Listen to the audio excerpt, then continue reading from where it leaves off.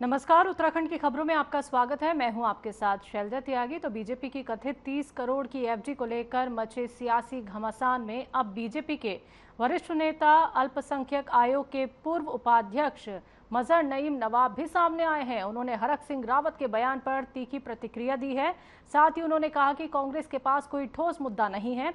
मजहर नईम नवाब ने बताया कि उस समय बीजेपी संगठन की ओर से आजीवन सहयोग निधि अभियान चलाया जा रहा था। इसके तहत पार्टी सदस्यों और कार्यकर्ताओं से सहयोग राशि ली जा रही थी और पूरी प्रक्रिया पारदर्शी तरीके से हुई थी।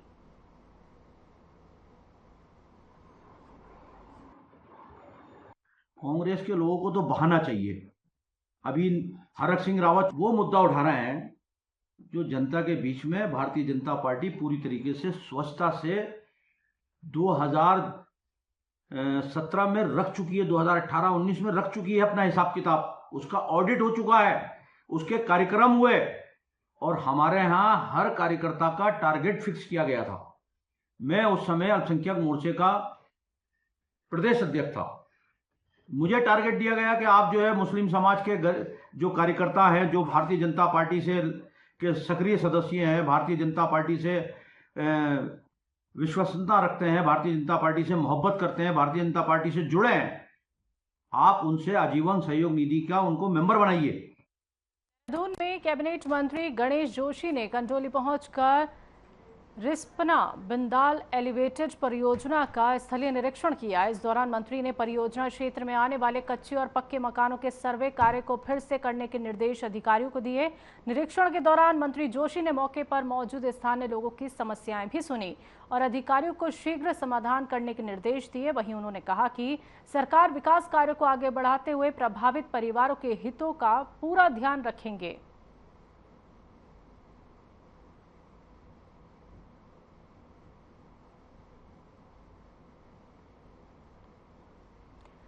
अल्मोड़ा में नंदा देवी का ऐतिहासिक मेला आज सांस्कृतिक जुलूस के साथ शुरू हो गया है। नगर के 1 दर्जन से अधिक स्कूलों के छात्र छात्राओं ने रंग बिरंगे पारंपरिक परिधानों में इस जुलूस में शामिल हुए। बता दें कि जुलूस कुमाऊनी रंगों के साथ नगर में निकाला गया और भ्रमण के बाद नंदा देवी मंदिर परगना में बच्चों ने सुंदर सांस्कृतिक प्रस्तुतियां दी। तो सांस्कृतिक जुलूस का उद्घाटन नगर के मेयर अजय वर्मा ने किया। वहीं उन्होंने कहा कि नंदा देवी का मेला पंचमी से विधिवत शुरू होता है, जो अल्मोड़ा की धार्मिक और सांस्कृतिक पहचान है। इस मेले में नगर के साथ साथ पूरे जिले के लोग भागीदारी करते हैं। चरणों से ये मेला प्रारंभ होगा। आज सौभाग्य का विषय है कि हमारे मुख्यमंत्री जी हमारे बीच इस मेले का उद्घाटन करेंगे। मां भगवती का आशीर्वाद लेके उत्तराखंड के सभी परिवारों के लिए आगे की कामना करेंगे। और ये जो हमारी झांकी है, प्रतिवर्ष जब हमारा मां नंदा देवी का मेला प्रारंभ होता है, ये यहाँ से प्रारंभ होता है टोली ऊपर से और ये बाजार से मां भगवती के चरणों में पहुंचता है। तो इस वक्त की बड़ी खबर आपको बता देते हैं। उत्तराखंड के 7 जिलों में भारी बारिश की चेतावनी आई है। तो बागेश्वर पिथौरागढ़ में भारी बारिश का अलर्ट है। देहरादून रुद्रप्रयाग में भारी बारिश का येलो अलर्ट जारी कर दिया गया है। तो लोगों से सावधानी बरतने की अपील की गई है। तो बागेश्वर पिथौरागढ़ में भारी बारिश का अलर्ट जारी किया गया है। देहरादून रुद्रप्रयाग में भारी बारिश हो सकती है और साथ ही साथ लोगों को सावधानी बरतने के लिए कहा गया है। उत्तराखंड के 7 जिलों में भारी बारिश की चेतावनी दी गई है।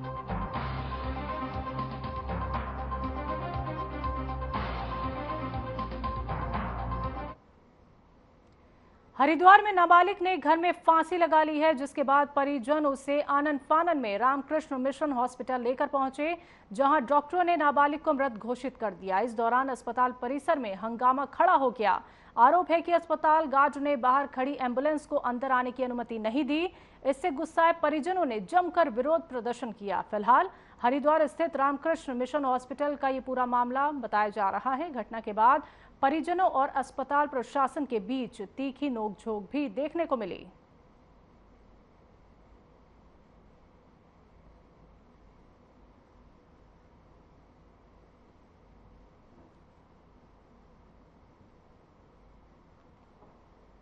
देहरादून सचिवालय से चौंकाने वाली घटना सामने आई है। यहां एक कर्मचारी जैसे ही अपनी स्कूटी पर बैठा तो उसने हैंडल के पास सांप देखा। अचानक सांप दिखने से कर्मचारी घबरा गया और सचिवालय परिसर में अफरा तफरी मच गई। देखते ही देखते मौके पर कर्मचारियों की भीड़ इकट्ठा हो गई। घटना की जानकारी तुरंत वन विभाग को दी गई। टीम मौके पर पहुंची और कड़ी मशक्कत के बाद सांप को सुरक्षित स्कूटी से बाहर निकाला गया। इसके बाद उसे जंगल में छोड़ दिया गया। इस दौरान कई कर्मचारी मोबाइल कैमरों में पूरी घटना रिकॉर्ड करते रहे। सचिवालय में ज्यादातर कर्मचारी स्कूटी से ही आते हैं। ऐसे में इस घटना के बाद वो सहमे हुए हैं।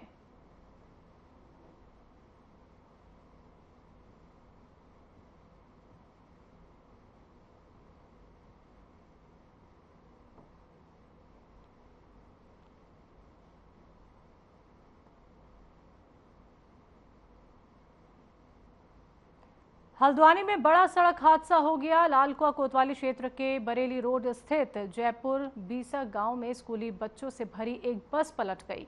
हादसे के बाद मौके पर अफरा तफरी मच गई और बच्चों में चीख पुकार गूंज उठी। जानकारी के मुताबिक निजी स्कूल की बस दूसरी बस को साइड देने के दौरान अनियंत्रित होकर सड़क किनारे खाई में पलट गई। हादसे के बाद स्थानीय लोगों ने बस का शीशा तोड़कर सभी बच्चों को सुरक्षित बाहर निकाला। तो घटना आपको बता दें, 1 दर्जन से अधिक बच्चे घायल हो गए हैं इस घटना में, जिन्हें हल्द्वानी के मुखानी स्थित साई हॉस्पिटल ले जाया गया। फिलहाल सभी का इलाज चल रहा है। दरअसल बस में करीब 36 बच्चे सवार थे। हादसे में चालक और परिचालक को भी गंभीर चोटें आई हैं। वहीं तहसीलदार मनीषा बिष्ट ने कहा कि मामले की जांच की जा रही है और किसी तरह की लापरवाही पाई जाती है तो कड़ी कार्रवाई की जाएगी।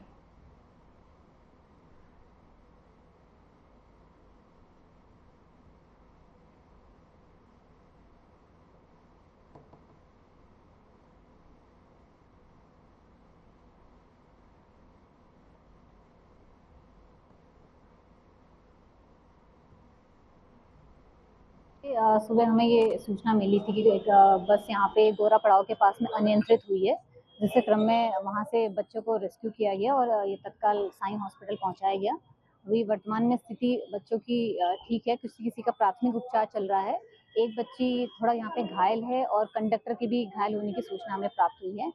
विस्तृत सूचना हमें जब उनकी मेडिकल रिपोर्ट आ जाएगी बच्चों की, उसके क्रम में हम कुछ कह पाएंगे। देखिए, अभी जो सूचना आई है एडमिन की तरफ से, उनके द्वारा बताया गया लगभग 38 बच्चे उसमें बैठे हुए थे।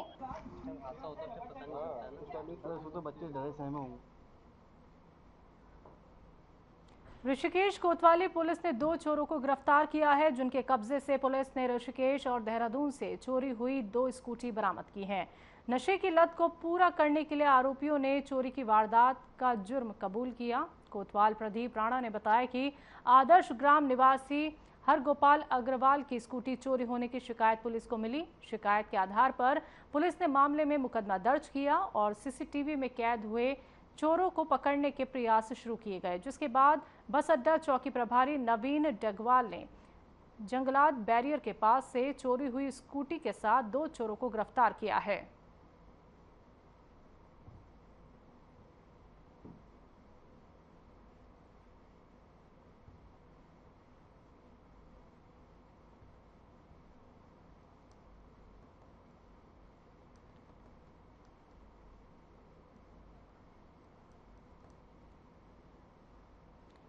खबर खटीमा से है, जहां मुख्य बाजार में सड़क के किनारे फड़, ठेला, सामान आदि लगाकर अतिक्रमण करने वाले व्यापारियों के खिलाफ उप जिलाधिकारी तुषार सैनी के नेतृत्व में राजस्व, नगर पालिका और पुलिस टीम ने संयुक्त रूप से अभियान चलाया।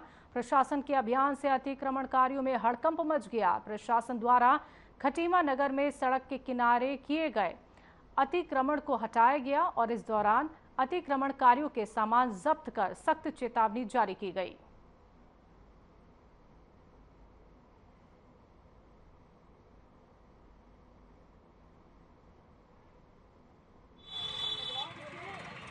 खड़ंजा रोड पर और हमारा सितारगंज हाईवे पर और कंजाबाग चौराहे पर अतिक्रमण हटाने का अभियान चलाया गया है।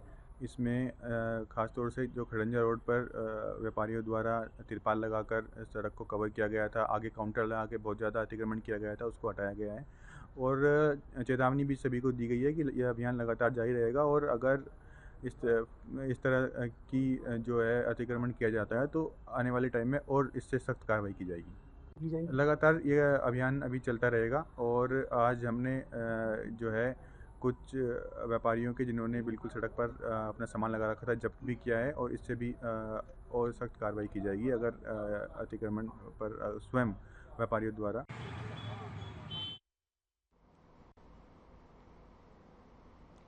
निर्जा देवभूमि चैरिटेबल ट्रस्ट के सहयोग से मायाकुंड में सामुदायिक भवन का जीर्णोद्धार हो गया है। इस सामुदायिक भवन का लोकार्पण गणेश चतुर्थी के अवसर पर किया गया। तो भवन के जीर्णोद्धार होने का लाभ क्षेत्र के दर्जनों बच्चों को मिलेगा। इसके अलावा तमाम सामाजिक कार्यों के लिए भी सामुदायिक भवन का लाभ लोग उठा सकेंगे। सामुदायिक भवन का लोकार्पण मुख्य अतिथि शहर के प्रथम नागरिक मेयर शंभू पासवान, महिला आयोग की अध्यक्ष कुसुम कंटवाल और संस्था के अध्यक्ष निर्जा गोयल ने किया। संस्था के उपाध्यक्ष नुपुर गोयल ने बताया कि सामुदायिक भवन के प्रथम तल पर निर्धन बच्चों को शिक्षा देने का काम किया जाएगा। द्वितीय तल पर निःशुल्क फिजियोथेरेपी सेंटर खोला गया है जिसमें जरूरत मरीजों को लाभ दिया जाएगा।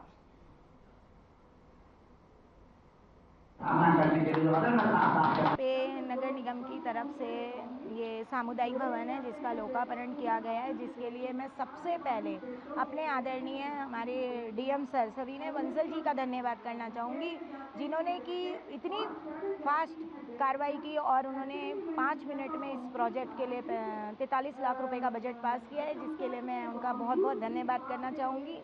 और इसके साथ हमारी नगर निगम की पूरी टीम, इससे पहले जो एमएनए सर थे और जो आज जून से जो एमएनए सर हैं, इनका भी धन्यवाद करना चाहूँगी कि इसमें नगर निगम की पूरी टीम, महापौर जी, एमएनए सर, ये मेरा पूर्ण सहयोग दे रहे हैं और नगर निगम की पूरी टीम मेरा सहयोग दे रही है। बड़ा सहयोग और मैं समझता हूँ कि शासन और प्रशासन की। हरिद्वार के भेल फाउंड्री गेट स्थित विद्युत विभाग के कार्यालय पर ग्रामीण क्षेत्रों के लोगों ने बिजली कटौती और अव्यवस्थित आपूर्ति को लेकर जोरदार प्रदर्शन किया।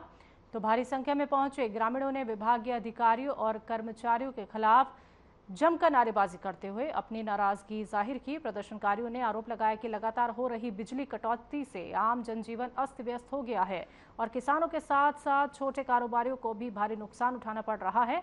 ग्रामीणों ने बताया कि विद्युत विभाग ने अचानक उनके क्षेत्र का फीडर बदल दिया है, जिसके चलते आपूर्ति लगातार बाधित हुई। आक्रोशित ग्रामीणों ने विभागीय अधिकारी को ज्ञापन सौंपते हुए जल्द समस्या का समाधान करने की मांग की है।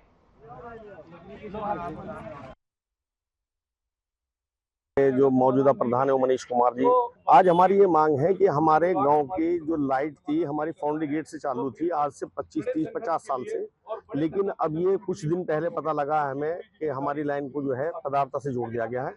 जब से वहां से पदार्था से जोड़ा है हमारी समस्या दिन प्रतिदिन बढ़ती जा रही है।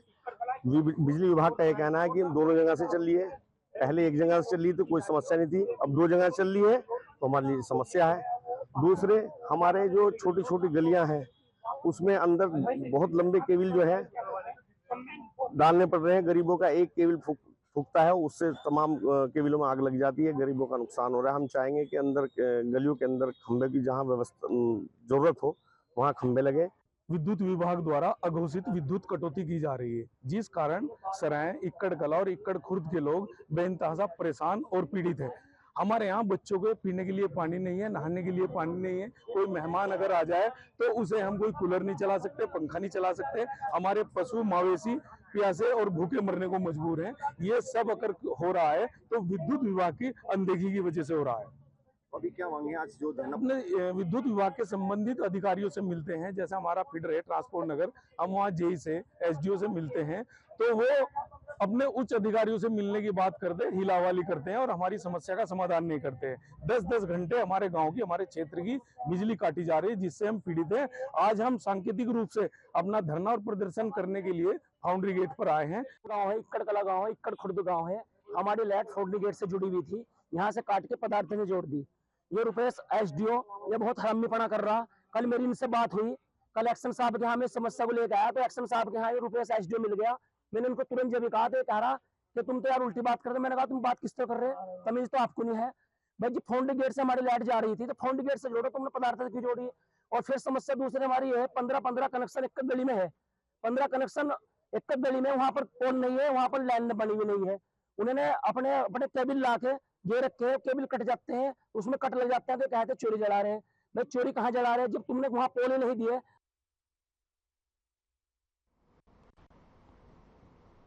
उत्तराखंड में वक्त एक छोटे से ब्रेक का, जल्द वापस लौटेंगे।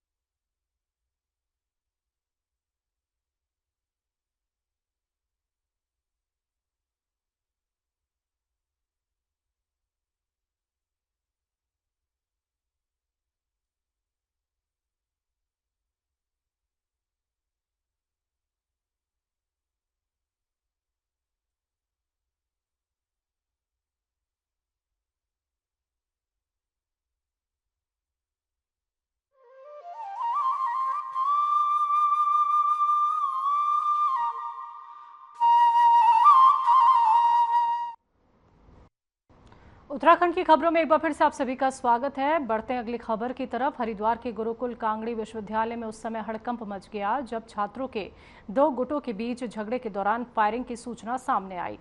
बताया जा रहा है कि पूरा विवाद कुलपति ऑफिस के पास बने अमन चौक पर हुआ। छात्रों द्वारा लिखित रूप में एक प्रार्थना पत्र उक्त घटनाक्रम को लेकर कुलपति कार्यालय में दिया गया है। सूचना मिलते ही कनखल थाना पुलिस मौके पर पहुंची, लेकिन तब तक आरोपी वहां से फरार हो चुके थे। पुलिस ने मौके का निरीक्षण कर सीसीटीवी फुटेज खंगालने शुरू कर दिए हैं और जांच की जा रही है। आज प्रातः जो है पुलिस को थाना कनखल पुलिस को सूचना मिली थी। सूचना पर थाना प्रभारी स्वयं मौके पर गए थे। यहाँ पर पूर्व से ही विवाद चला आ रहा है, जिसको लेकर ये सूचना थी तो तत्काल पुलिस मौके पर पहुंची। उनके द्वारा इस पर फायर करना जो है बताया गया, लेकिन उसकी कोई पुष्टि आसपास नहीं की गई। जिस व्यक्ति द्वारा सूचना दी गई उनके द्वारा स्वयं ही बताया गया कि ये जो है वहाँ पर फायर किया गया है। इस पर उसको गंभीरता से लेकर सभी सीसीटीवी फुटेज चेक किए जा रहे हैं और वहाँ पर पुलिस बल नियुक्त किया गया। यूनिवर्सिटी में आए आज सुबह तो दोपहर 2 बजे करीब हम अमन चौक पाए जैसे ही, तो यहाँ पर पानी पीने के लिए रुके थे। 4 लड़के थे हम, तो इधर से 2 मोटरसाइकिल पे 4 लड़के आए। उन्होंने आते ही फायरिंग की। फायरिंग करके वे भाग गए यहाँ से। फायरिंग ऊपर की हमारे 2 लड़के पहचान में आए, बाकी 2 नहीं। हाँ, विश्वविद्यालय में जानकारी थी और थाने में भी। छात्रों ने आके बताया कि यहाँ पे एक आवाज़ आई जो कि गोली चलने की सूचना बच्चों ने दी, तो तभी हमने पुलिस को इन्फॉर्म किया और पुलिस ने आके उन बच्चों से पूछताछ करी और वो जांच कर रही है। और हमने अपने स्तर से एक प्रोक्टोरल बोर्ड और डीन स्टूडेंट वेलफेयर की साथ में एक टीम गठित कर दी है, तो वो सब जानकारी को देंगे। अभी कुछ क्लियर नहीं हुआ है कि क्या मैटर नहीं। जो भी जानकारी अभी पुलिस जानकारी निकाल रही है, तो उनका भी यही है कि ये बाहर के छात्र हैं। एक बार पहले भी यहाँ घटना हुई थी 2 जुलाई को, उस दिन भी उसमें बाहर के तत्व थे। तो उस पर रोकने के लिए भी जो हमारे साथ में ये हमारे nodal security officer doctor Nitin Kamboj ji हैं, तो उन्होंने काफ़ी सख्ती से सभी गेट पे कर रखा है, लेकिन फिर भी कहीं ना कहीं से जो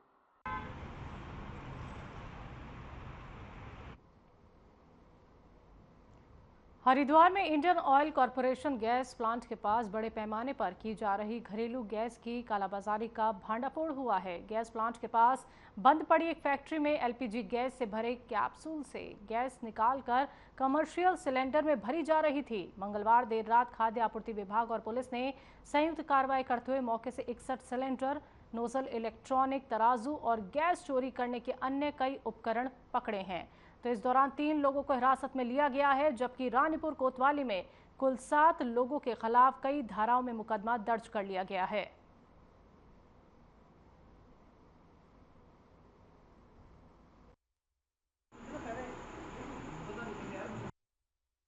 कैप्सूल से गैस की चोरी करना एक तो अपराध है, लेकिन जिस प्रेशर के साथ गैस उससे रिलीज होती है, यदि वो साइंटिफिक तरीके से अनलोड नहीं होती है तो किसी भी बड़े घटना को अंजाम दे सकती है। किसी भी तरीके की घटना होने पे उसका प्रभाव काफी दूर तक और जान और माल दोनों को खतरा हो सकता है।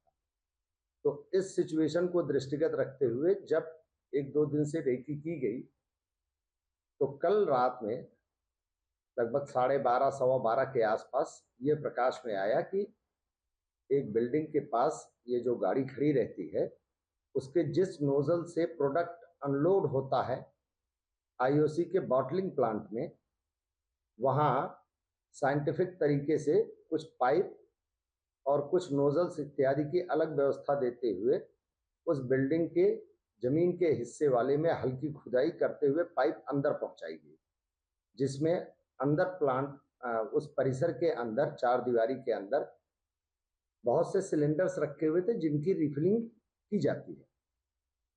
तो ये प्रक्रिया जब संज्ञान में आया तब फिर अंदर का एरिया खोला गया और वहां लगभग 61 सिलेंडर बरामद हुए।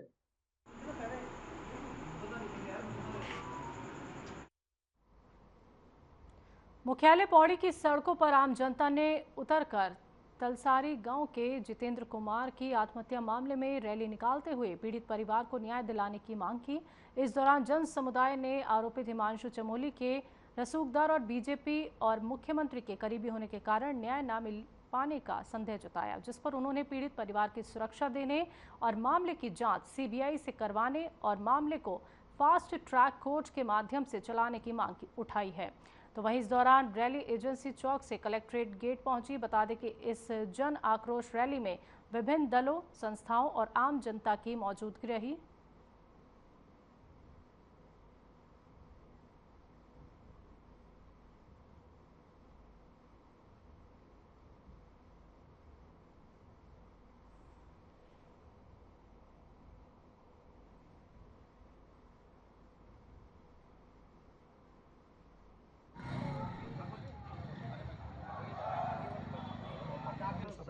जो पीड़ित परिवार है वो हमसे आकर यहाँ पर मिले हैं और उनके जो भी कंसर्न है, कुछ सुरक्षा की दृष्टि के मद्देनज़र उनके कंसर्न हैं, कुछ धाराओं से संबंधित उनके कंसर्न थे, तो उनको ब्रीफ कर दिया गया है कि ये सब इन्वेस्टिगेशन का पार्ट है और इन्वेस्टिगेशन में जैसे जैसे पहलू आते हैं और जैसे जैसे इन्वेस्टिगेशन अनफोल्ड होती है उसी प्रकार से धाराओं की वृद्धि होती है और उसी प्रकार से आगे कार्रवाई होती है। तो वो उनको हमने आश्वासन दिया है।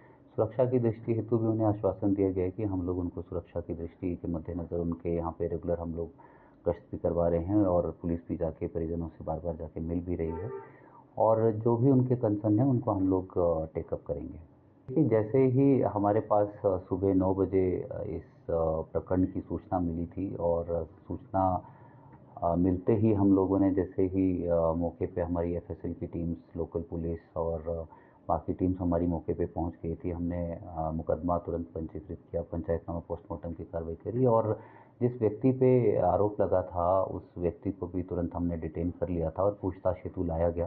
उनका धन्यवाद करूंगी कि उन्होंने इतनी जल्दी इस मामले में लिया, पर मैं चाहती हूँ कि जैसे पुलिस अभी तक काम कर रही है वो आगे भी करे, वो किसी नेता या मुख्यमंत्री जी या किसी के प्रेशर में आके काम ना करे।